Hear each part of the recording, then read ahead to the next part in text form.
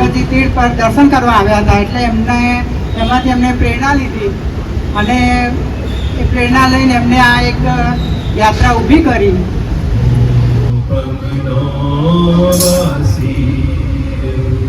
તું કામણ ગારો વાલી